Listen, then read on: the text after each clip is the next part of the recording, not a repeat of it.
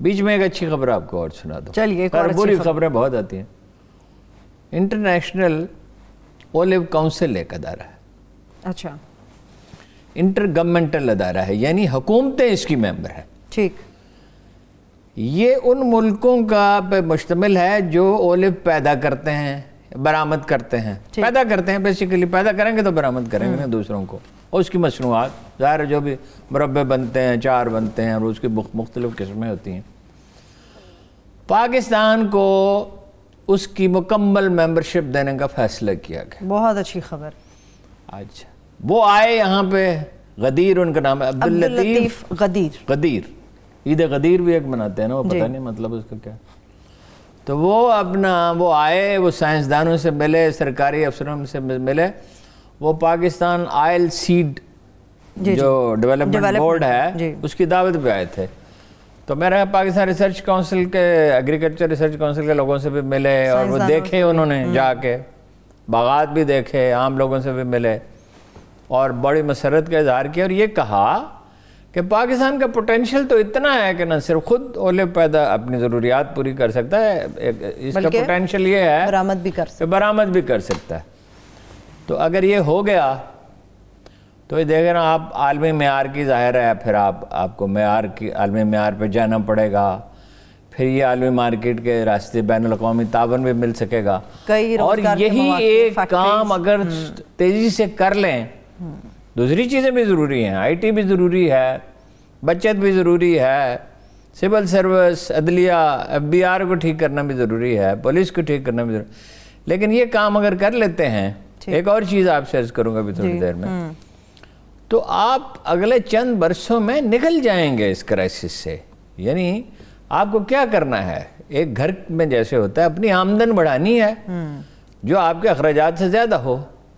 यही तुर्की ने किया, यही मलेशिया ने किया ना, यही चीन ने किया, यही सिंगापुर ने किया, यही कोरिया ने किया ना। ये पसमानदा ममालिक थे। कोरिया वाले हमारा पहला जो 5 साला मंसूबा था वो लेकर गए थे, अयूब खान ने बनाया था। और आज देखे दोनों की पोजीशन कहाँ है पाकिस्तान। हमें एक दूसरे से फुर्सत हो, एक दूसरे की मुल्क का सोचें, तहकीर और तजलील से फुर्सत हो, तो हम कोई काम करें ना। लड़ते लड़ते हो गए गुम, एक की चूंच और एक की दुम। ठीक है हारून साहब, इसमें कितना फ़ायदा है हमारी मईशत को? जैसे आपने पहले पाम ऑयल के बारे में बताया था, पाम ट्रीज होने चाहिए, ये पाम ऑयल तो अभी इब्तदाई मरहले में है ना। इसका कितना फ़ायदा, जिस ऑलिव काउंसिल की आप बात करें, अगर पाकिस्तान इस सतह पर नहीं, फौरी नहीं है फ़ायदा। ये इन चीज़ों का कोई फ़ायदा इमीडिएट नहीं होता, ये एक रास्ता है। हमें देखिए ना, हम यहाँ से मुल्तान जाते थे, 6 घंटे उसमें लगते थे, एक मोटरवे बन गई जी। अब आप 3 घंटे में पहुंचते हैं, और आप बिल्कुल ज़रा से भी थके हुए नहीं होते। इतना भी नहीं जितना रायबंद रोड से लाहौर में शादरा जाएं, या कराची में एक कोने से दूसरे कोने तक जाएं तो जितना आप थक जाते हैं, इतना भी नहीं सड़क हमवार। ये आपके लिए एक रास्ता, कुदरत हमेशा अपॉर्चुनिटीज़ देती है, इंडिविजुअल्स को भी, कौमों को भी। अभी हम पे है, हम उस पर कितना फ़ायदा उठाते हैं। IT का बहुत सा वक्त हमने कीमती ज़ाया कर दिया, 25-30 बरस ज़ाया कर दिए, और अभी भी उस पर तवज्जो नहीं है। अब भी उस पर कोई पूरी रफ्तार से काम नहीं हो रहा है। जब दुनिया बदलती है, टेक्नोलॉजीज़ बदलती हैं, आपको उसके साथ हम आहंग होना होता है, ठीक है ना। इंडिया नहीं हो सका, अब चीन उस पर सर पे सवार है, अब वो रो रहे हैं। मैं देखता हूँ, यानी इन बड़े अच्छे मुबस्सर हैं, उनके वीलॉग तकरीबन रोज़ाना देखता हूँ, अब वो रो रहे हैं कि हम बहुत पीछे रह गए। और हमारी तो कुदरत ने बड़ी मदद की अफ़गानिस्तान में, जान छूट गई इंडिया से, और चीन जैसा हलीफ आपको मिल गया है।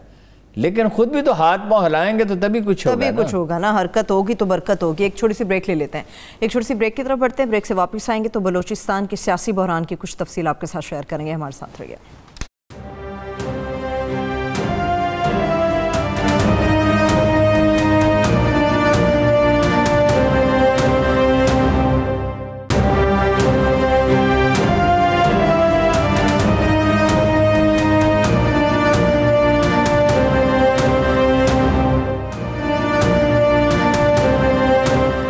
Welcome back. हारून साहब, बलोचिस्तान جانور قربان ہونے کو آئے, مٹھائیاں بٹیں اور باقاعدہ اناؤنسمنٹس ہو گئے کہ بے بلے بلے اپوزیشن صرف یہی نہیں, کئی چینلز نے اعلان کر دیا کہ وہ مستعفی ہو گئے. جام کمال صاحب ایک بیل لایا گیا ذبح کرنے کے لیے. ہاں جی, عام طور پہ بلوچستان میں اور ہمارے پختونخوا میں بیف زیادہ پسند کیا جاتا ہے نا, اچھا, مٹن کے مقابلے میں. بیل لایا گیا, کھجوریں, تو وہ نام بھی لے کے بتا رہے ہیں کہ فلاں صاحب نے کھجوریں منگوائی اور تقسیم کر دی, اور مٹھائیاں بے شمار لوگوں نے کھا لیں. تو اس کے بعد جام کمال صاحب نمودار ہوئے اور انہوں نے کہا کہ میں نے تو کوئی استعفیٰ نہیں دیا, حتیٰ کہ پرائم منسٹر ہاؤس سے پریزیڈنٹ ہاؤس سے فون گئے کہ کیا واقعی استعفیٰ دے دیا ہے. ایسی افراتفری پھیل گئی. دیکھیے, اب مجھے کچھ تھوڑا سا احساس ہوتا ہے, میرا گمان یہ ہے کہ کیوں نہیں اسٹیبلشمنٹ اس میں مداخلت کر رہی اور مرکزی حکومت نہیں کر رہی, کہ اگر اکثریت ناراض ہو گئی ہے تو وہ مرکزی حکومت کا بھی اور اسٹیبلشمنٹ کا بھی امن و امان کے نقطہ نظر جو سازشیں بلوچستان میں پاکستان کے خلاف ہو رہی ہیں, علیحدگی کے لیے جن لوگوں کی مدد کی جا رہی ہے باہر سے, اور سب جانتے ہیں کون کر رہا ہے, صرف انڈیا نہیں کر رہا اور لوگ بھی کر رہے ہیں. یہ جو بلوچستان عوامی پارٹی ہے اس کا انٹیکٹ رہنا بڑا ضروری ہے. اگر ایک فریق کی وہ مخالفت کرتے ہیں, ایک کی حمایت کرتے ہیں, تو دو دھڑے بن جائیں گے, صحیح, تو انٹیکٹ نہیں رہ سکے گی غالباً. اسی وجہ سے, حالانکہ میرا نہیں خیال کہ جام کمال نے کوئی جرم کیا ہے, یہ ہے کہ بہت کہتے ہیں کہ وہ نرمی سے پیش نہیں آتے, تو وہ خیر یہ تو کوئی ایسی چیز نہیں تھی, انہیں آمادہ کیا جا سکتا تھا. پڑھے لکھے سمجھدار آدمی ہیں, میں تو نہیں بڑا شائستہ آدمی پایا. ایک آدھ دفعہ ٹیلی فون پہ بات ہوئی, ایک آدھ دفعہ میں ان سے ملا, شائستہ آدمی پایا. اور کہنے کو اب یہ کہنے شروع ہو گئے ہیں کہ بڑی کرپشن ہوئی ہے اور یہ ہوا وہ ہوا. میرا نہیں خیال جام کمال نے کوئی کرپشن کی. اس کو تو جب کرپشن کوئی کرتا ہے اس کا اسپیسیفک کیس ہوتا ہے, جیسے ہم شہباز شریف کو کہتے ہیں کہ 25 ارب روپے کی منی لانڈرنگ ہوئی ہے, یا نواز شریف کا کہتے ہیں کہ وہ آپ کے فلیٹ ہیں وہاں پہ محل نما, یا سر محل کی بات کرتے ہیں, یا سوئٹزرلینڈ کے اکاؤنٹ کی بات کرتے ہیں. باقاعدہ چیزیں سامنے, وہ ایسی کوئی چیز جام کمال کی کوئی پوائنٹ آؤٹ تو نہیں کر سکا.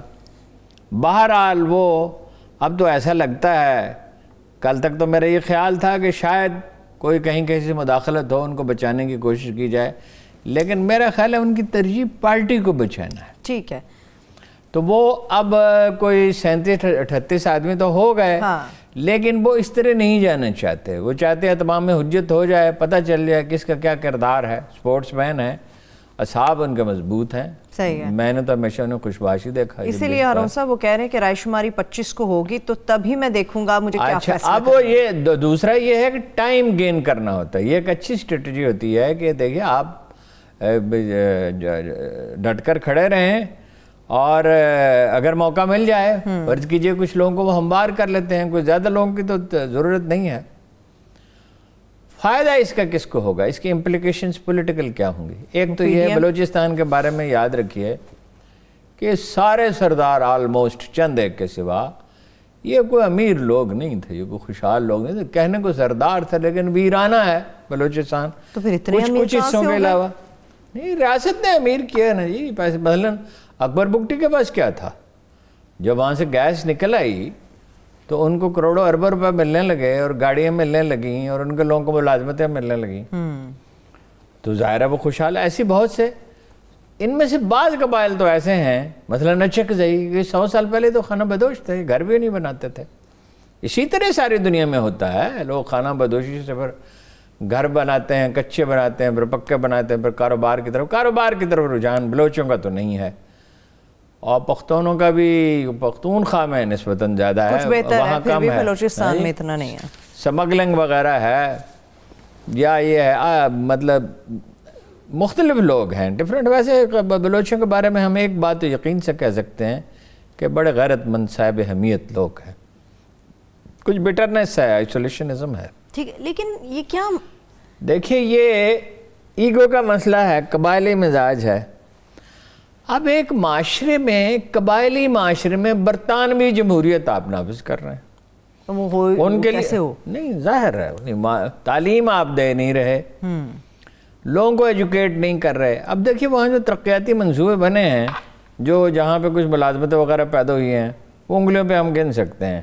کچھ فوج نے بنائے ادارے، ٹریننگ کے 20-25 ادارے بنائے، کچھ سکول کھولے، کچھ اپنا یہ ٹیکنیکل کام سکھائے، ایئر کنڈیشننگ، یہ موٹر سائیکل کی مرمت اور وغیرہ، بجلی کا، یہ لوگ جاتے ہیں کراچی میں جاب کرتے ہیں، بڑے اچھے ورکر ہیں۔